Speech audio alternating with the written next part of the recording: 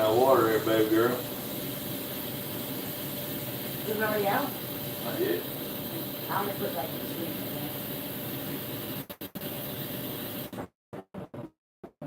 Thank you.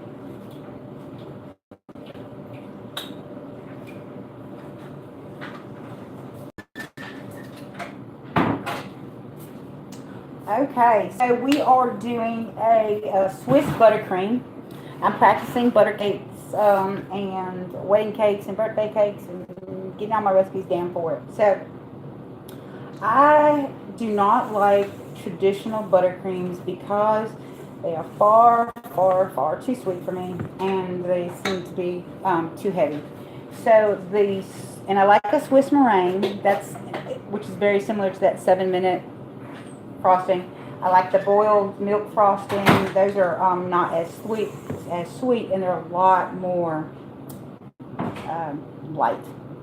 So I'm trying these new Swiss and Italian versions of buttercreams. I think I'm even going to use a French buttercream just because that will allow me to use eggs and I won't have to make as many custard, the egg yolks. I won't have to make as many custards and things like that. Because right now, just doing this Swiss buttercream, that's going to equal out to about 6 egg whites. When you get on to, when you're making a white cake, which most birthday cakes and wedding cakes are going to be a white cake, then you're talking about 10 egg whites. So you got 10 egg yolks, and what are you going to do with them? So you need to find some egg yolk recipes.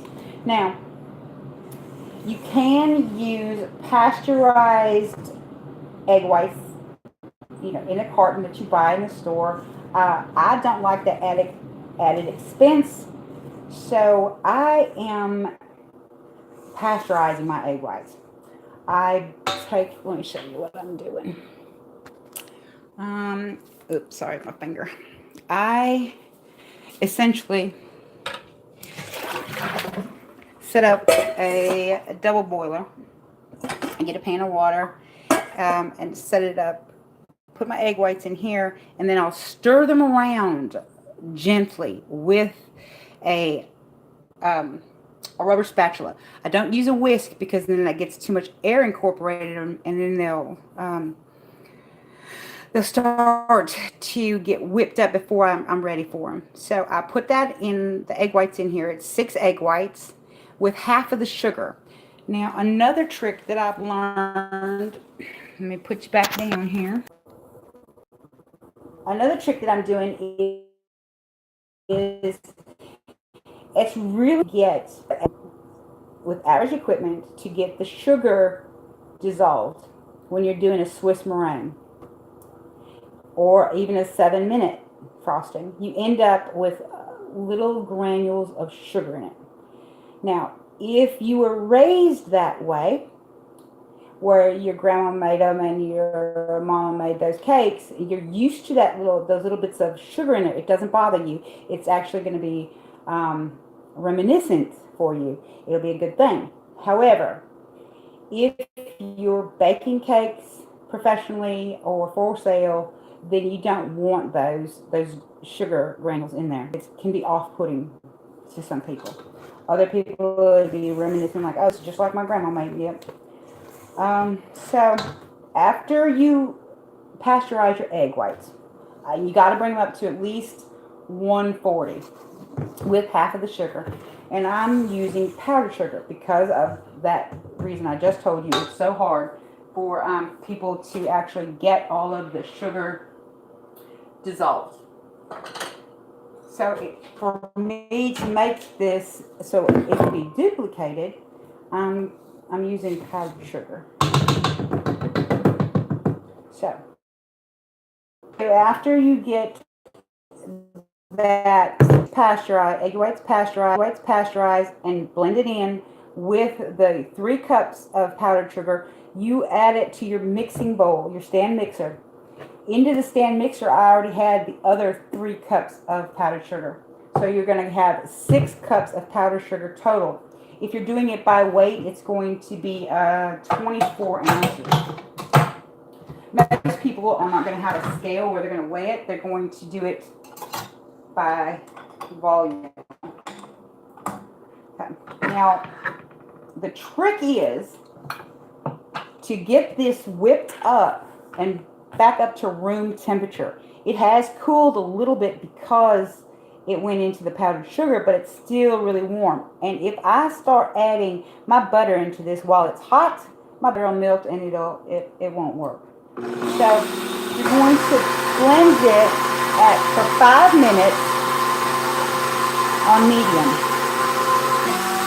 Not only is that going to aerate it and lift up your egg whites, it's also going to cool down the egg whites and powdered sugar mixture that's in here now. You can add your flavorings to this at this point. It's not hot enough to melt off or burn off the alcohol that's going to be in any of your flavorings. Since I'm doing the birthday cake, wedding cake thing, I'm going to go with the almonds, and I'm also adding some rose water to it. Rose water is very common in Middle Eastern desserts, Italian desserts, Greek desserts. I had some, so I'm just testing it out. You can just use vanilla, or I do a combination of vanilla and almonds. So with this frosting, I'm going to add 1 teaspoon of almonds and 1 teaspoon of rose water.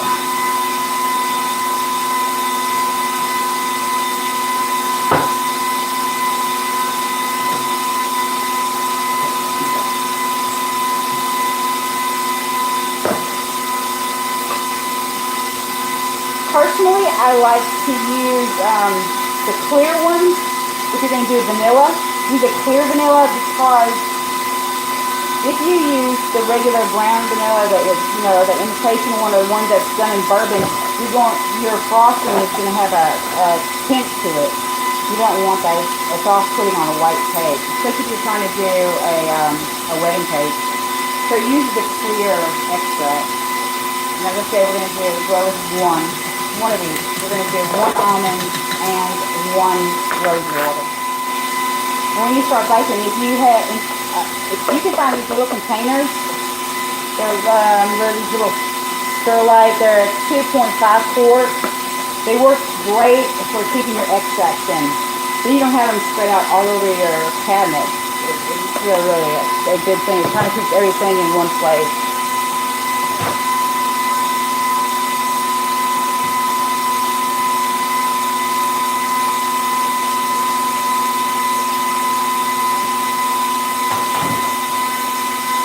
Brant and I are still at the point where we're trying to combine homes. So we're trying to get 3 kitchens down into one, condensed into one, the house we're living in. But I still have some stuff spread all out, but slowly but surely we're getting there. And this is that rose water. It doesn't really have a flavor. It's slightly florally, but you're getting more of the aroma of it. And then I got this from the Spice House. Anybody who watches my stuff, even with the barbecues, knows that I really do like the Spice House stuff. It's the reason I like to use the rose flower water, or even the orange flower water, it gives it a real florally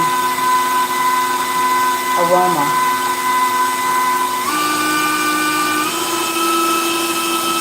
So you want to test the bottom of your mixing bowl. If you can hold your hand on there, then you know it's under probably 130. This is still too hot for adding any kind of butter to a product.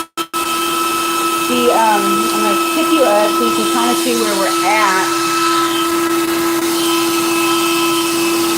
As it starts to whip up, you can see how it's tracing.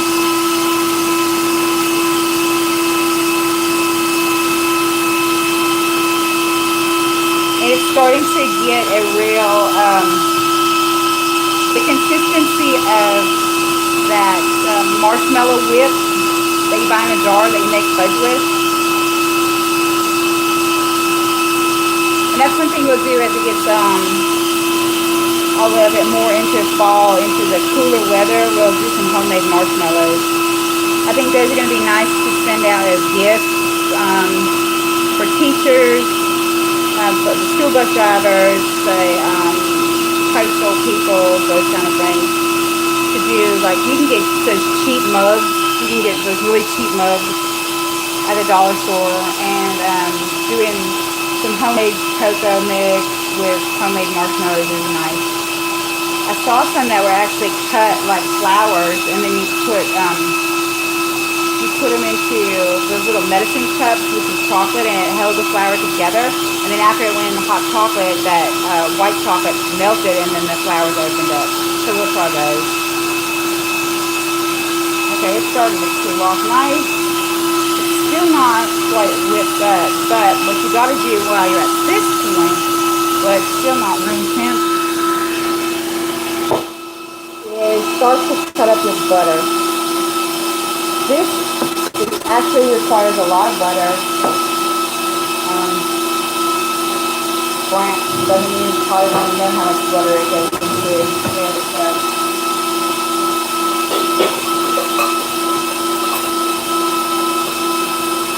Now the recipes are, when you see online, are gonna, and most professional bakers are gonna use unsalted butter. However, I do not like unsalted butter. I think actually using salted butter contributes, that salt actually helps with the sweetness of any of your baking products. I like to use salted butter. That's my preference. You can use whatever you want, but you want your butter to be room temp, and you're going to cut it up in 1 tablespoon cubes. So you're going to add them one at a time. You do not want to dump this all in there at one time. That's a no-no. Do not do that. This recipe is going to make enough for a 4-layer cake, to frost a 4-layer cake. Now, that means you're actually baking 2 layers, 1 recipe, and then you're going to divide your layers in half. So each pan, it'll give you 2 layers, 2 rounds equals 4, if you can follow my math.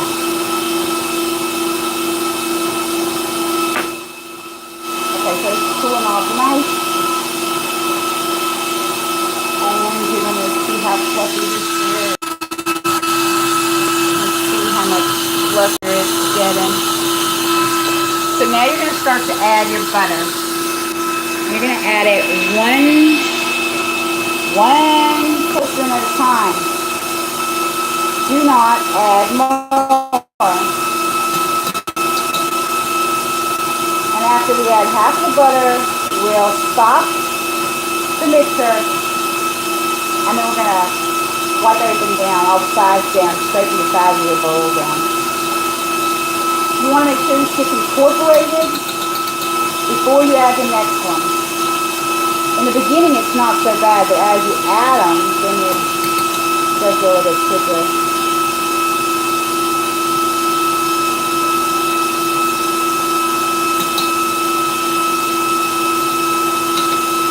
Be very careful when you're flipping this in there that you don't get your knife caught into the whisk attachment.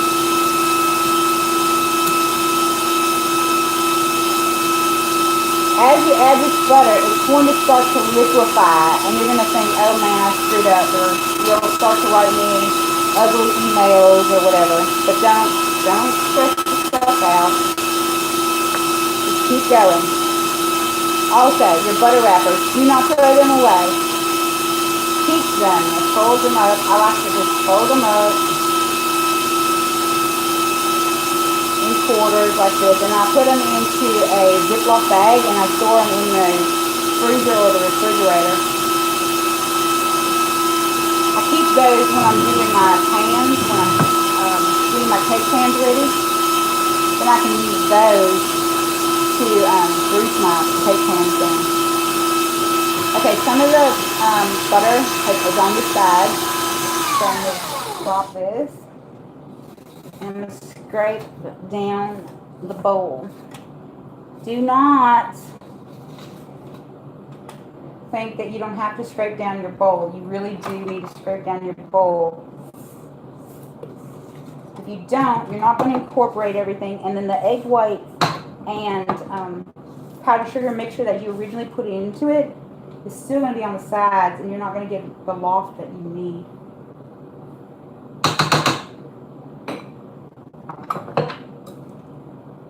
And we're going to do this on medium still. So on my mixer, it's back at 4. And then after I get it all in there, and then I'll go ahead and bump it up to 6.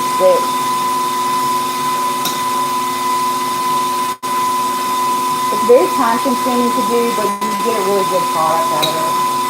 It really is worth your time.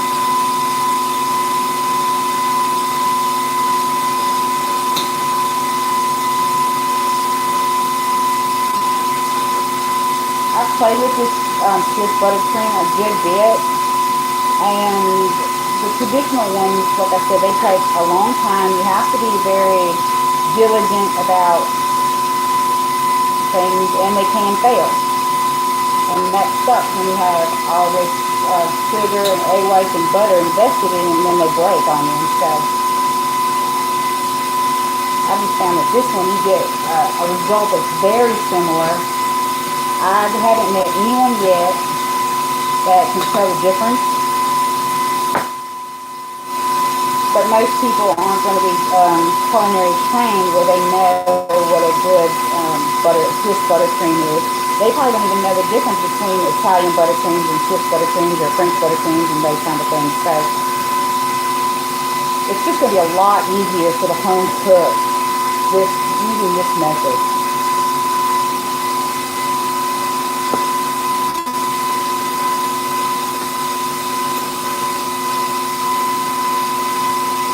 You have a little bit more leeway. It's much more forgiving.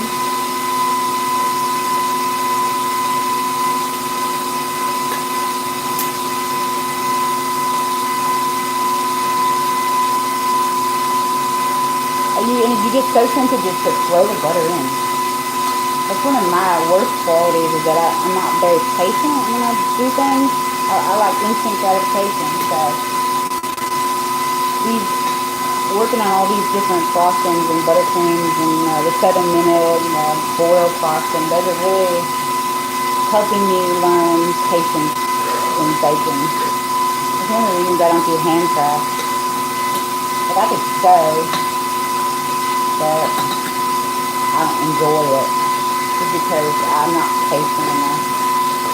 I'm not a patient person.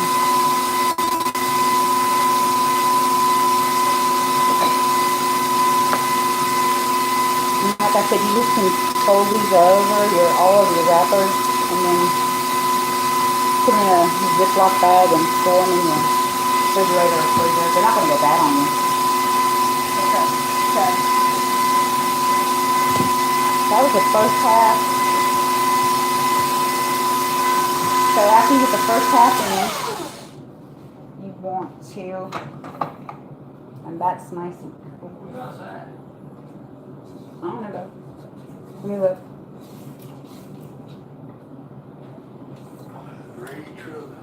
A green truck.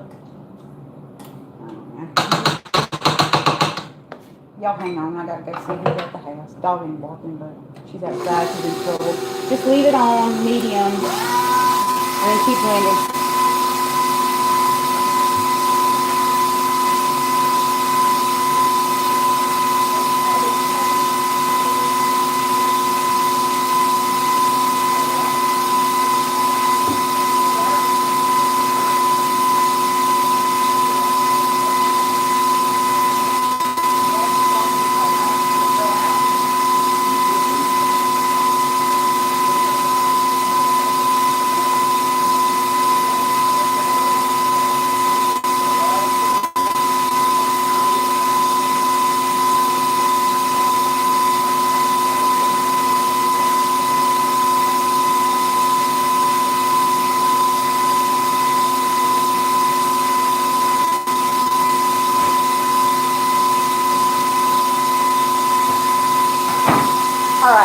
sorry.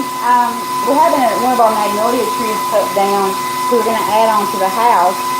And the guy came to look at it. I'm also having that magnolia going to be cut into planks. I guess that's what it's called, boards, like 3 to 4 inches thick, and then about 12 foot long, so I can make my dining room table out of them. So this house that we're living in is Brant's grandparents' farmhouse, and that tree was on the original farm. So I want to pay homage to them and incorporate some of the old stuff from the old farm into the house. Because we don't really farm like they used to.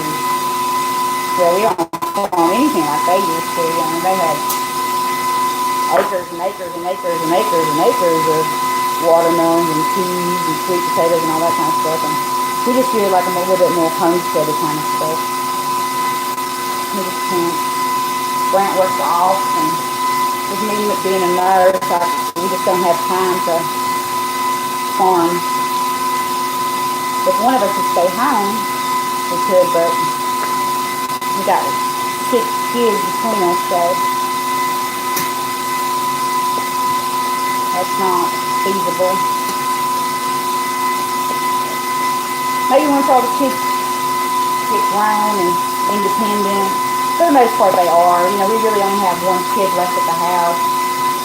Josh is a senior this year. So he's really our only baby at home. Unless you count the dog, Bella.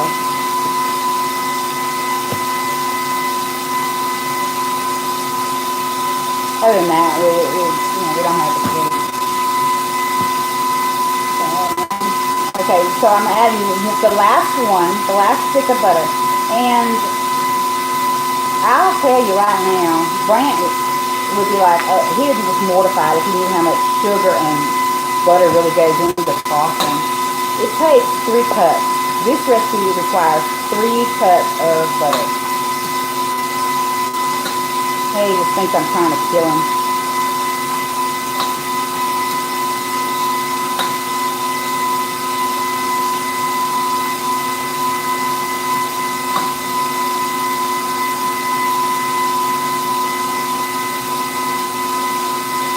Alright, and then I'm going to put in the last tablespoon of butter.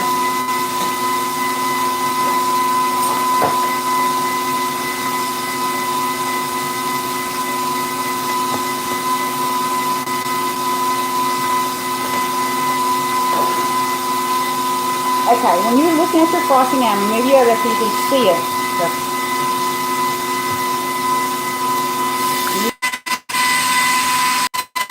When you see it, it looks like it's breaking. You're like, oh, gross. Damn it, Katie. Yeah, you know, you're frustrated. But don't give up.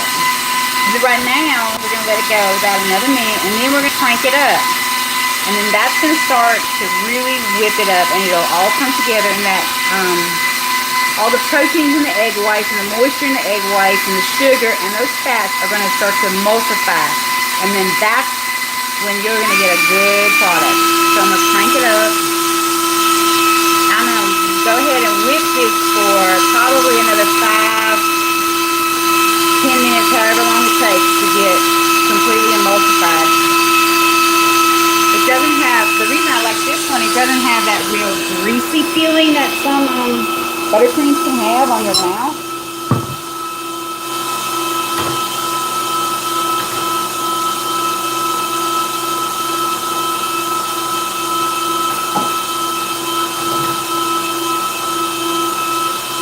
I just really like it.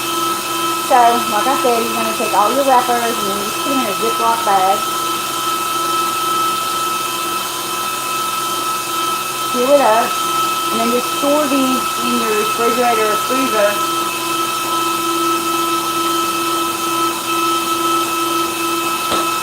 And then you can use those when you're greasing your cake pan. Okay, it's really starting to come together good, so I'm going to start getting the top layer of this cake off. This is a wedding cake mix that I use. That's the recipe that I use. So I really like this one because it comes out really white, although in this light it probably looks a little bit yellow. But it also has a flat top. It's not domed. I cool mine in my pan. I don't take them out and flip them over because when you do that, you take a chance of your cake. See, the top of it'll stick.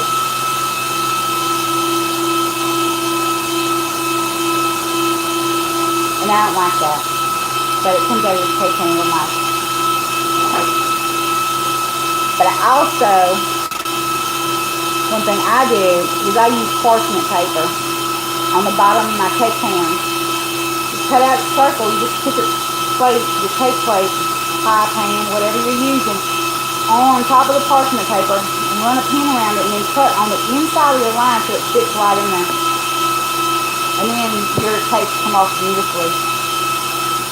I'm also putting this, it's something you won't see me do too often, is putting parchment paper on the bottom of my cake plate. And the reason that I'm doing that, time for me to scrape that. The reason I'm doing that is because, my husband works off, Brent works off. So he's fixing to go back to work for another 28 days. And then I won't have anybody eat this cake. So I just be able to put it in the freezer like that.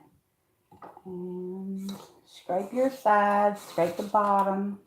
Sometimes you have to turn it back on to move it around so you can get the other side. But you definitely want to make sure that you get all the way around it. Okay, now you can do your taste to see. Oh, that's really actually good. To see if you want to add any more flavor, which this one doesn't need. Doesn't need it at all. So I'm going to go ahead and turn it back up on my KitchenAid. This is that the deluxe edition, I guess. It's not the one where the top comes up and down. Obviously you see it's got a side thing. I'm putting it on 6, and I'll keep whipping it.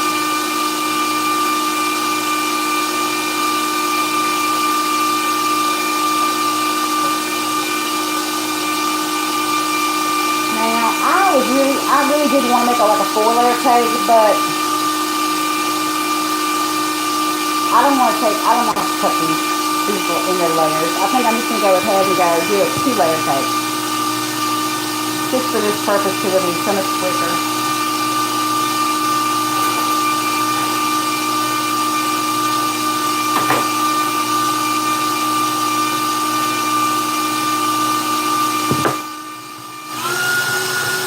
One thing you really need to invest in is good utensils. Also, you're going to have to put this into the refrigerator for storage. I would suggest you do it or in like a cool spot. Just don't leave it out all willy-nilly on the refrigerator, on the top of the refrigerator, or on your table with the sunlight beating on it. And then remember, if you do put it in the refrigerator, you've got to take it out for at least 2 hours prior to service, because the solids are going to get solid. Of course, your butter's going to be hard, and then you won't get that creamy mouthfeel. So I'm just going to scoop a little bit on here. Probably too much. And then you really need a flat spatula or an offset spatula. And if you have a Lazy Susan, those are awesome. You can use a cake board and just put it on a Lazy Susan. And just spin it around. But I like these old cake stands. Just something different about them. Something I like. I mean, go ahead and then you do not, if you were doing a filling, then you would go to like a quarter of the edge.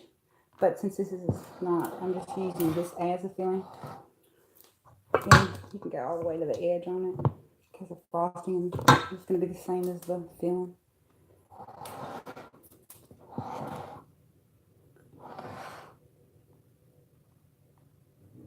It does not have to be smooth. You just kind of do want to have it somewhat even so that your cake will set level, but you don't have to be perfect.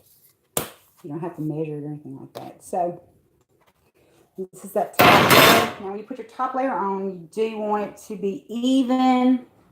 So your edges are even. The edges of your cake will match. You don't want them all lopsided because, see how easy that came off?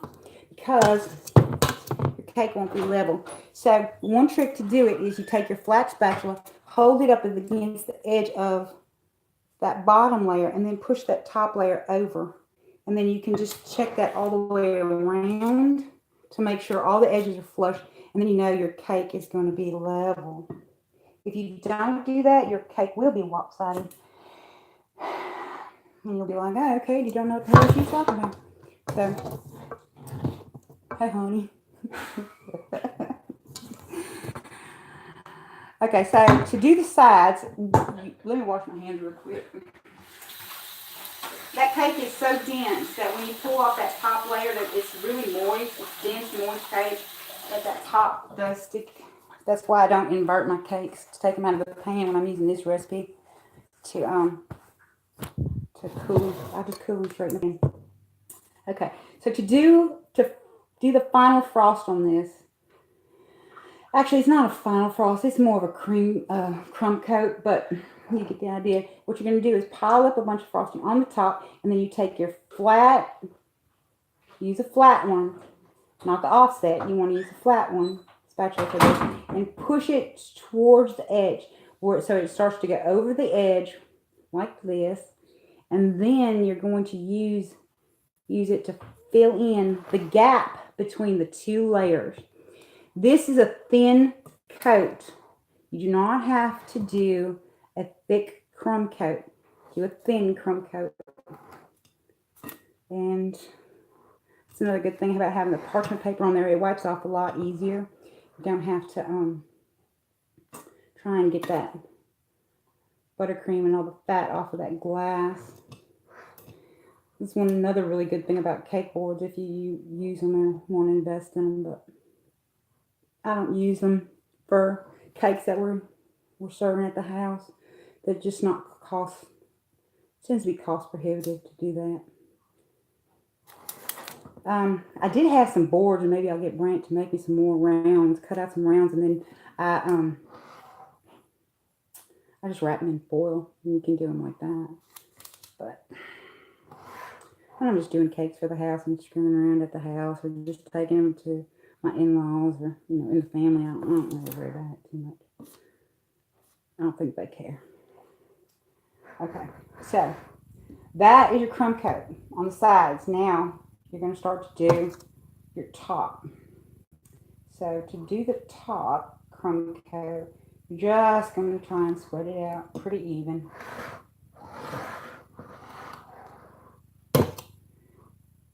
Now, once you get it really thin, don't ever do that, what I just did, like do this and then wipe it off and then put it on your edge of your frosting, because you'll get crumbs in it. You want to do that if you got a bunch, like but not. And try, if you can keep your kitchen nice and cool, that's an awesome thing too. So, ahead and whatever comes over on the top, you're just going to kind of go around.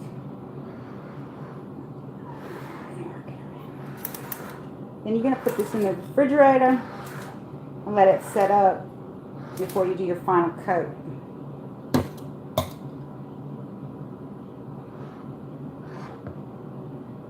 When you do your final coat, it'll hide all of these imperfections. You won't even see them. Try to get the center, the top of your cake, level and smooth. I have a really long flat one that I like to use to draw across the top. That way you're only making one pass across the top and it levels everything out. But for the crumb coat, you don't need it.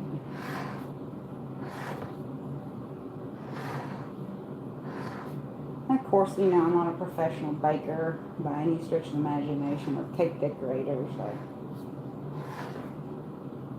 this is more just for the home cook that you're worried about right now. Okay, so then you're just going to set that up.